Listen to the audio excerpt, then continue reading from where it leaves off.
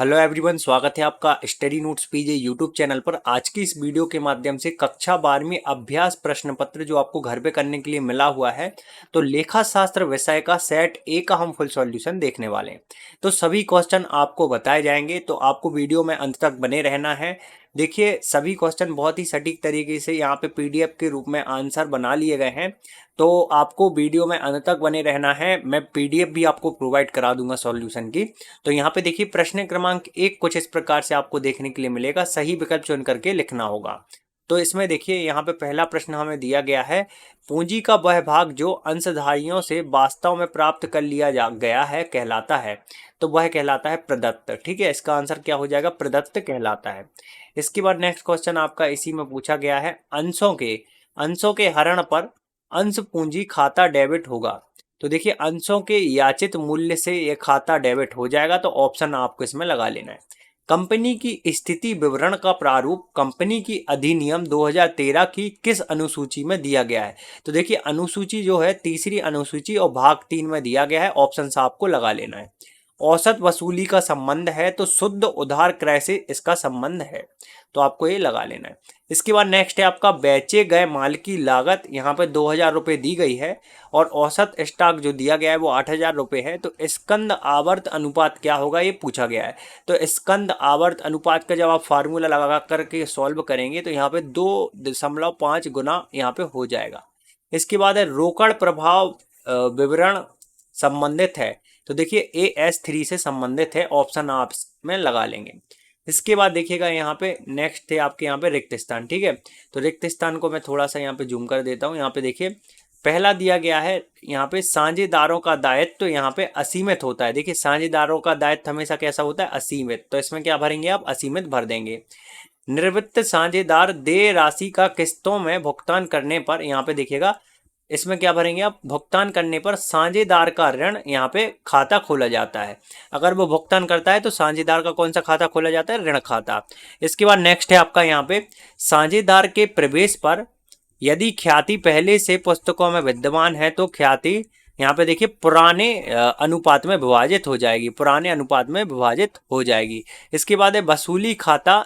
देखिए, नाम मात्र का प्रकृति खाता होता है। वसूली खाता जो है नाम मात्र का प्रकृति खाता होता है। साझेदारों का दिवालिया होना फार्म का यहाँ पे अनिवार्य समापन है, मतलब फार्म का अनिवार्य समापन हो जाएगा अगर साझेदारों का दिवालिया हो गया। पूर्वाधिकार अंशों पर यहाँ पे लाभांश की दर निश्चित होती है। परिवर्तनीय ऋणपत्र अंशों में परिवर्तित किए जा सकते हैं। तो इस प्रकार से आपको ये रिक्त स्थान करने थे। इसके बाद है सही जोड़ियां। तो पुनर्मूल्यांकन पर हानि, तो इसका मिलान हम करने वाले हैं पूंजी खाता डेबिट से। नेक्स्ट है आपका, औसत लाभ सामान्य लाभ से अधिक। तो इसका जो हम मिलान करेंगे वो करेंगे यहाँ पे अधिलाभ से। सामान्य लाभ की गणना, तो सामान्य लाभ की जो गणना है वो विनियोजित पूंजी से कर देंगे हम इसका मिलान। आहरण ब्याज, तो आहरण ब्याज का जो मिलान है वो हम करने वाले हैं यहाँ पे गुणफल विधि से। ठीक है, इसके बाद है साझेदार का प्रवेश। तो साझेदार का प्रवेश पुनर्गठन से हम कर देंगे AS26, तो ख्याति लेखांकन से कर देंगे। तो इस प्रकार से इसका मिलान करना था सही जोड़ी का। इसके बाद नेक्स्ट क्वेश्चन जो आपका दिया गया है, सत्य असत्य। तो देखिए, साझेदार व्यवसाय का उद्देश्य वैधानिक होना चाहिए, तो ये सत्य हो जाएगा आपका। इसके बाद नेक्स्ट है आपका, इसी में देखिए, नए साझेदार के प्रवेश के यहाँ पे उसके द्वारा पूंजी लाना अनिवार्य है, तो ये आपका असत्य हो जाएगा। ऋण पत्र अल्पकालीन प्रकृति के होते हैं, तो ये भी असत्य हो जाएगा। ऋण पत्रधारी कंपनी के वास्तविक स्वामी होते हैं, तो ये भी असत्य हो जाएगा। फर्नीचर की बिक्री एक विनियोग क्रिया है, तो ये सत्य हो जाएगा। गैर चालू संपत्तियां कंपनी के दीर्घकालीन विनियोग हैं, तो ये भी आपका सत्य हो जाएगा। इसके बाद नेक्स्ट क्वेश्चन आपका दिया गया है, देखेंगे हम यहाँ पे, एक वाक्य एक शब्द में उत्तर लिखना था। तो साझेदारों के मध्य लिखित समझौते को क्या कहते हैं? तो साझेदारी संलेख कहते हैं। क्या कहते हैं? साझेदारी संलेख। स्थायी पूंजी पद्धति में पूंजी खाता सदैव कौन सा शेष भाग प्रदर्शित करता है? तो जमा भाग को प्रदर्शित करता है। साझेदारी संलेख के अभाव में साझेदारों के मध्य लाभ हानि का विभाजन किस अनुपात में किया जाता है, तो समान अनुपात में किया जाता है। कंपनी के नाम को अनुमोदित कौन करता है? तो कंपनी का रजिस्ट्रार जो है वो अनुमोदित करता है। संचय एवं आधिक्य को कंपनी के चिट्ठे में किस शीर्ष के अंतर्गत दिखाया जाता है? तो अंशधारी शीर्ष के अंतर्गत दिखाया जाता है। वित्तीय विवरण बनाना किस प्रकार की आवश्यकता है? तो वैधानिक आवश्यकता है।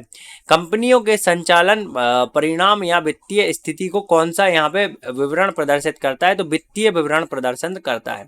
इसके बाद है साझेदारी की आपको 2 विशेषताएं बतानी है। इसके अलावा ये यहाँ पे क्वेश्चंस दिए गए हैं। तो ये सारे जो क्वेश्चन है, इन सभी क्वेश्चन का यहाँ पे सॉल्यूशन मैंने कर लिया है। इन सभी क्वेश्चन की सॉल्यूशन की पीडीएफ हम किस प्रकार से डाउनलोड कर सकते हैं, चलिए देख लेते हैं। कि सर सॉल्यूशन की पीडीएफ आप अपने मोबाइल में ही डाउनलोड करके बता दीजिए, हमें बहुत ज़्यादा समस्या होती है।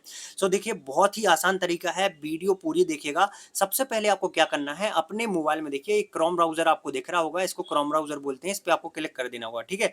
क्रोम पे क्लिक करने के बाद सबसे पहले आपको यहाँ पे गूगल सर्च करना होगा। देखिए गूगल दिया गया है, गूगल में हमें क्या सर्च करना होगा, स्टडी नोट्स पीजे। कुछ इस प्रकार से आपको सर्च करना होगा। स्पेलिंग आप ध्यानपूर्वक देख लीजिए, अगर स्पेलिंग में गड़बड़ी करेंगे तो पीडीएफ डाउनलोड नहीं हो पाएगी।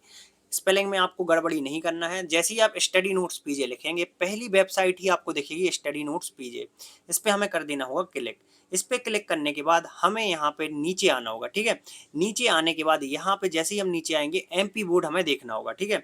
अब जैसे आप अदर बोर्ड के भी हो सकते हैं, तो जिस भी बोर्ड का आपको सॉल्यूशन चाहिए उस बोर्ड पे आपको क्लिक कर देना होगा। हमें करना है एमपी बोर्ड पे क्लिक। मैं एमपी बोर्ड का आपको यहाँ पे प्री बोर्ड परीक्षा का जो अभी पेपर चल रहा है, अभ्यास प्रश्न पेपर, उसका हम फुल सॉल्यूशन देखने वाले हैं। तो देखिए सबसे पहले मध्य प्रदेश बोर्ड, यहाँ पे प्री बोर्ड परीक्षा 2023, यहाँ पे देखिए दिया गया है कक्षा 12वीं का। हम दिखाने वाले हैं आपको हिंदी का सेट ए का सॉल्यूशन, ठीक है। हिंदी का सेट ए का सॉल्यूशन हम देखने वाले हैं। तो सेट ए पे हम क्लिक कर देंगे। सेट ए पे जैसे ही हम क्लिक करेंगे, नीचे आएंगे। देखिए नीचे आने के बाद आपको एक यहाँ पे ऐड दिखेगी, तो इस ऐड पे एक बार क्लिक कर देना है। ऐड पे क्लिक करने के बाद फिर आपको आना है नीचे। देखिए जैसे ही आप नीचे जाएंगे, सबसे नीचे आपको यहाँ पे पहुंच जाना होगा, ठीक है। सबसे नीचे पहुंचने के बाद यहाँ पे देखिए, मैं दिखा देता हूँ किस प्रकार से हम सॉल्यूशन की पीडीएफ डाउनलोड करने वाले हैं। यहाँ पे देखिए डाउनलोड का बटन दिया गया है सॉल्यूशन की पीडीएफ डाउनलोड करने के लिए, तो इस पे हम कर देंगे क्लिक। इस पे क्लिक करेंगे तो ये 15 सेकंड का हमारा टाइमर चलेगा। सो गाइस यहाँ पे आपको करना है वेट। अब यहाँ पे ध्यानपूर्वक देखना है। यहाँ पे बहुत से विद्यार्थी बोलते हैं पीडीएफ डाउनलोड नहीं होती। देखिए यहाँ पे जो दिया गया है पॉपअप ब्लॉक्ड, यहाँ पे ऑलवेज ऑन पे आपको क्लिक कर देना है। ऑलवेज ऑन पे आप जैसे ही क्लिक करेंगे, देखिए डायरेक्टली आपको यहाँ पे ड्राइव पे ले जाएगा, जहाँ पे यहाँ पे पीडीएफ डाउनलोड डली हुई है। देखो ये पूरा पेपर डला हुआ है और यहाँ पे संपूर्ण सॉल्यूशन की पीडीएफ डली हुई है। देख लीजिए पूरी पीडीएफ है। तो इस पीडीएफ को इस प्रकार से आप डाउनलोड कर सकते हैं। तो इसी प्रकार से सभी क्वेश्चन के आंसर आप इसी वेबसाइट पे जा करके यहाँ पे डाउनलोड कर सकते हैं।